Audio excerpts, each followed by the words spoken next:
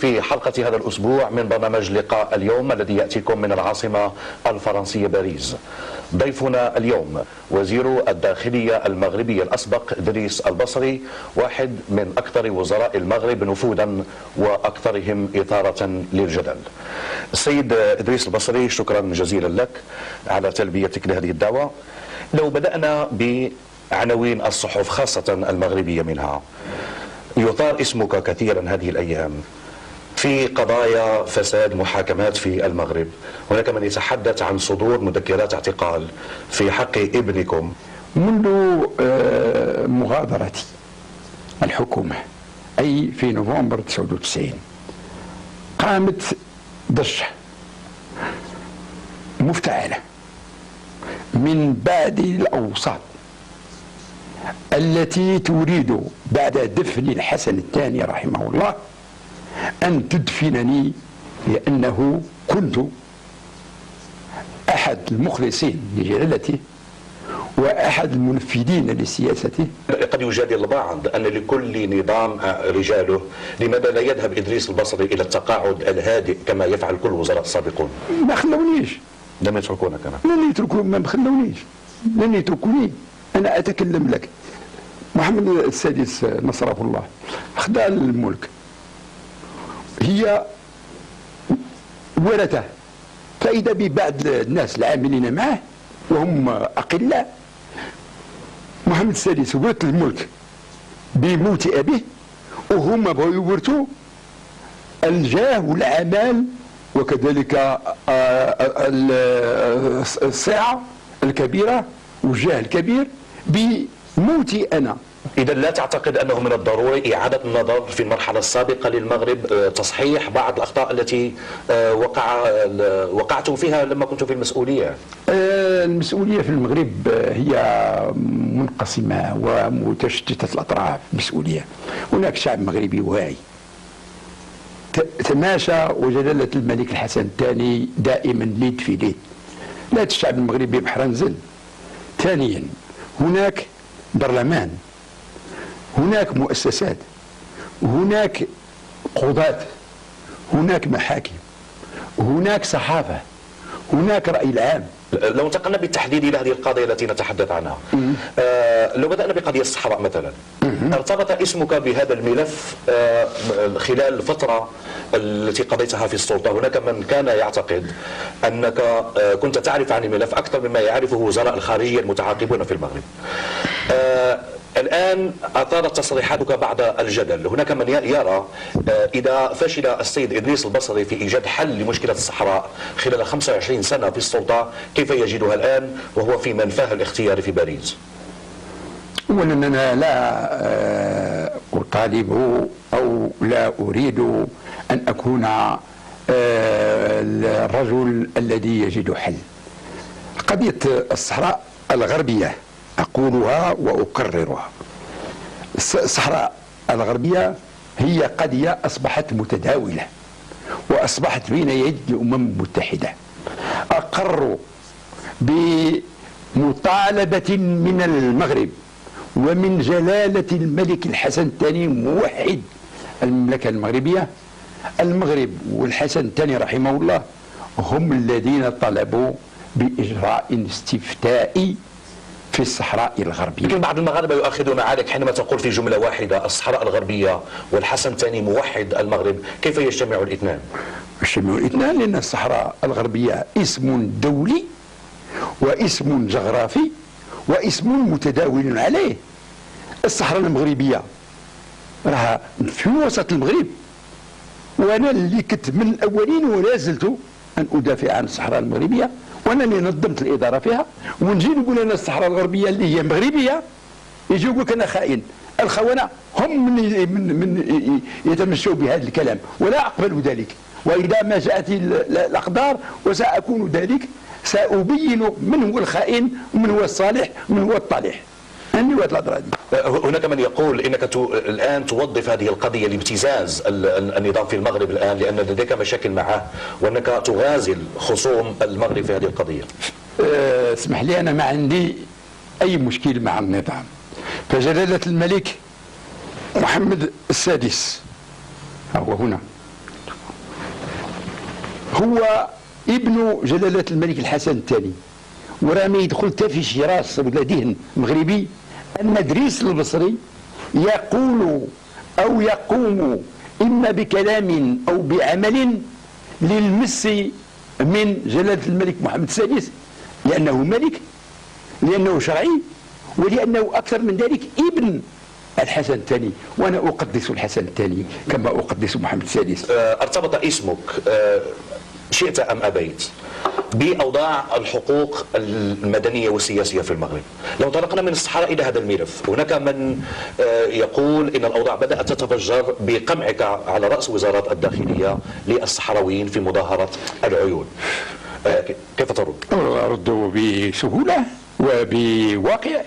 أقول أنه في المغرب، وأؤكد ذلك وبمعرفة الصحراوة وسير عن الصحراوة اللي هما في تندوف من سي محمد عبد العزيز، سيداتي الإخوان المسؤولين كلهم تما كاين في الصحراء اللي هما موجودين. ولكن أنا تصدر تعليمات. اسمح لي هذوك الناس يقولوا لك من المسؤولين اللي هما مقربين وكانوا مقربين إليهم عبد ربه وجاب السبكاء اللي كنا عنده في هوسطن، لاحظ واستغرب كون عند دخول البوليساريو ودخولي عنده في القاعة ديال الاجتماع تصافحنا.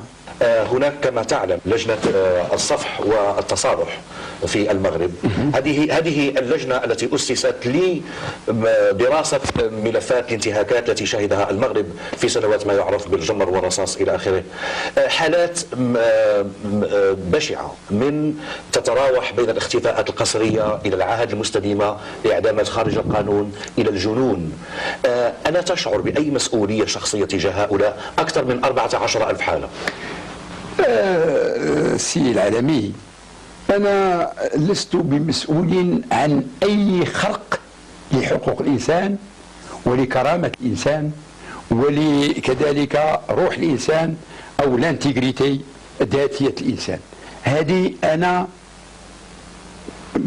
عبرك وعبر القناة الكريمة أوجه تحدي لأي مغربي يقول أنه عندما كنت أمارس السلطة قرب جلالة الملك أنني سبق لي أن دست كرامته أو حريته أو تواجد ديالو. هذه الانتهاكات التي تمت وأنت على رأس الوزارة.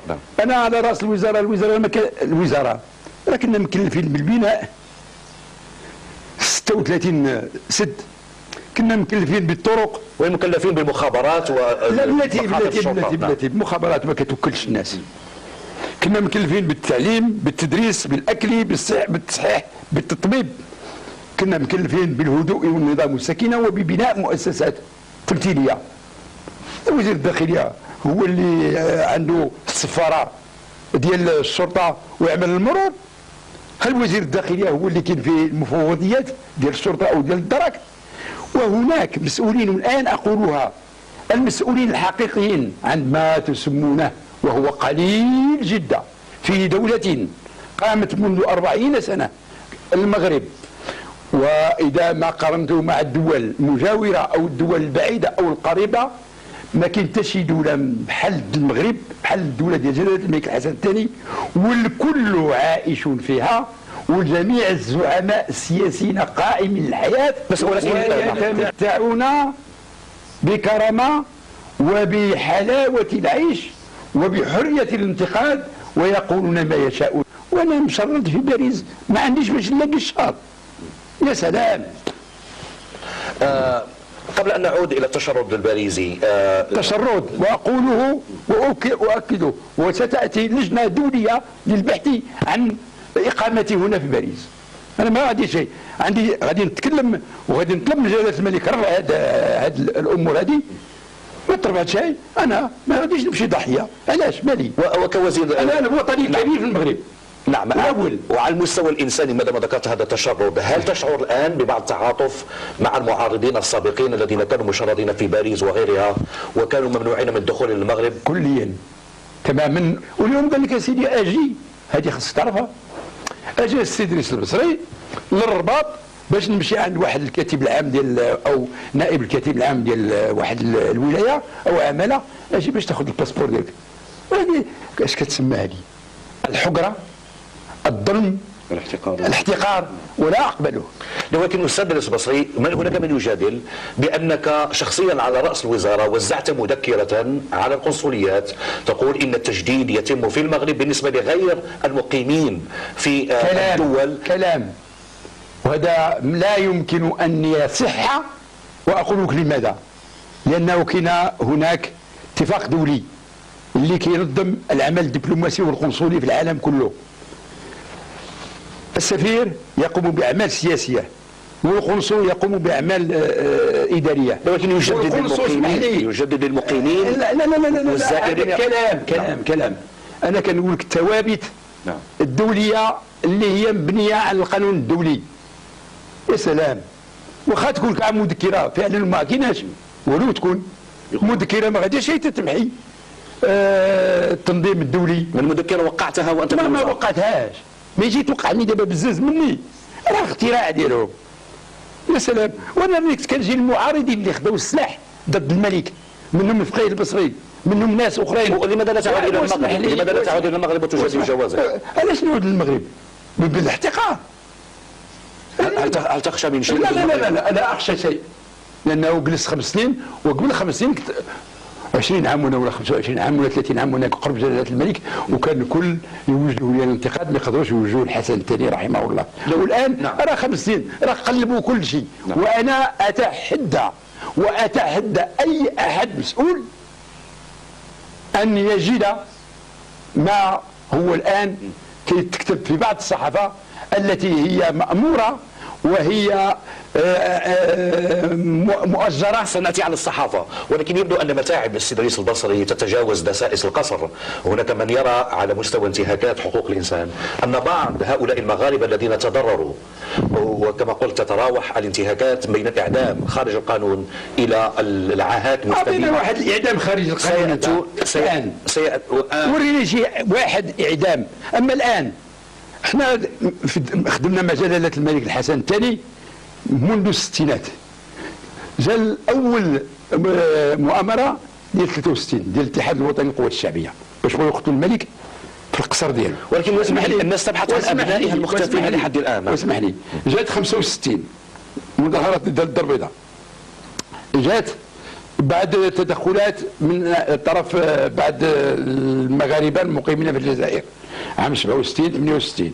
جاءت كذلك بعد التدخلات ديال 73 بعد هذوك المؤامرات العسكريه ديال المذبوح 71 وديال افقير سنه 1972. هادشي كلشي ديك النهار وانا كنحسب وطلب منك تحسب انت. المغرب الحسن الثاني ما جمعش اكثر من 1200 واحد، والاجهزه ما جمعتش اكثر من 2000 1200 واحد، وقدمتهم العداله الضمانات الكافيه. سيدي الدار البيضاء هجمت من طرف مغاربه قح ليسوا اسلاميين كما يدعى او يد اجنبيه لا وجود لها. والان انا كنتمنى ان الحكومه المغربيه تبين للراي العام الداخلي والخارجي ما هي اليد الاجنبيه التي حركت الدار البيضاء. هي امر مغربي ولا افوح باسبابه، لانه مسائل مغربيه حتى نكون المغرب وغادي نبينها. اسمح لي عافاك، اسمح لي من فضلك، لانه لا بد نبين. شحال تشد من واحد؟ كم القي على القبض؟ نعم 3000 واحد اللي حكموا و7200 الذين عذبوا وشردوا. هناك من يرى أن إدريس البصري على رأس وزارة الداخلية كان مشغولا بتفتيت الأحزاب اليسارية، بخلق أحزاب موالية للحكومة، وتجاهل عن قصد أو عن عمد أو عن تجاهل التطرف الأصولي. كلام مثير سينمائي يتواجد عند أدمغة وأجناج رؤوس ديال بعض المسؤولين. إدريس البصري والحسن الثاني رحمه الله، وأنا دائما في طاعته ولو ميتة. احنا خارجين من المدرسة الكبيرة، مدرسة ديال التحرر، مدرسة ديال القانون. لم ترتكب أخطاء في نظرك؟ أبدا، لأنه نتكلم هكذا ومثلا تكلم على إفساد الأحزاب اليسارية وتقوية الأحزاب الإسلامية. اسمعني، أولا ما كانت أحزاب إسلامية. المسألة الثانية، واش تقولوا بأنه كنا نفسدوا الحياة السياسية اليسارية واش أنا اللي كنتكلم معك دعمت جميع الهيئات السياسية اليسارية، وزعيم اليسار الحقيقي هما جوج الناس، اثنين شخصين، اثنان، أستاذ عبد الرحيم بوعبيد وما أدراك ما عبد الرحيم بوعبيد، والأستاذ علي يعطى. وعندما مات الأستاذ علي يعطى والأستاذ عبد الرحيم بوعبيد جاء أتى آخر ما تبقى ويا للأسف وهو عبد الرحمن اليوسفي. كمسؤول مغربي اقترن اسمك بمرحلة طويلة من تاريخ المغرب. والحمد لله. نعم. بني فيها المغرب. بني فيها المغرب. ولكن هذا لا ينفي أن وجود انتهاكات. هل أنت ضد عمل لجنة المصالحة مثلا؟ هل حدث متخيلة؟ علاش ضدها؟ علاش ضدها؟ لأنك تنفي وجود انتهاكات أصلا. معلوم أنا كنطلب. ولكن هذه 15,000 حالة هل يهيأ لأصحابها؟ 15,000 حالة بحال المقاومين عندنا في المغرب. لا أنا اسمح لي. نعم. الذين قاوموا وانا كنت صغير وتبعت. انا اتحدث عن ضحايا المظاهرات في الدار البيضاء ومراكش وشوفاس. واسمح لي انا كذلك اتكلم عن من حرروا المغرب. كانوا في الاول 15. لا ليس موضوعنا استاذ بصري، مع كل احترامي. انا حديثي على الطلبه الذين احتجزوا، الذين لم يحاكموا، الذين اختفوا. شكون الطلبه؟ الطلبه اللي كانوا بعدا خصهم يتحاكموا كانوا على الإمام. أقولها لك. لا الاتحاد الوطني لطلبة المغرب. إيه كانوا راهم الآن هم المسيرين المغرب. منهم السي بونام فتح الله ولاله، منهم السي عبد الواحد الراضي ونام رئيس البرلمان، منهم السي الحبيب المالكي وزير التعليم الابتدائي والعالي والثانوي ونعم، منهم اناس اخرين ما لا اذكر، منهم السي بعد السي محمد اليازري. ولكن ليس هما كيحكموا. نعم. يوريونا شي واحد ومنهم من لم يعش ليحكم. ولكن الاستاذ ديس مثلا اعطيني اسم واحد. ما قلته مشهور ومأثور عليك بعد احدى مظاهرات الدار البيضاء. وصفت الذين سقطوا في مواجهات مع الشرطه بضحايا كوميرا، اي شهيد خبزه يعني. قلتها علنيا. اذا سقط قتلى يعني. الم تندم على هذا الكلام؟ عفاك لا اندم على هذا الكلام. لماذا؟ انا رجل سياسي واقول ما اريد تحت قبه البرلمان. إلا وليتو نقولوا هادشي كاع ولا تلكيني وكذلك قطع الكلام. لأنه اسمح لي عفاك الله يخليك، أنا نقول لك عفاك. دابا تكلمتي على شهيد الدار البيضاء وشهداء الدار البيضاء. وقعت الزيادة في الأثمنة. ناضت هيدا ما كنتش حاضر. وقعت المظاهرة. كنت في الصحراء وأتيت لجلالة الملك الحسن الثاني وقلت له هناك في الحكومة أناس منن يقدروا المردودات ديال العمل ديالهم وستقوم قيمة.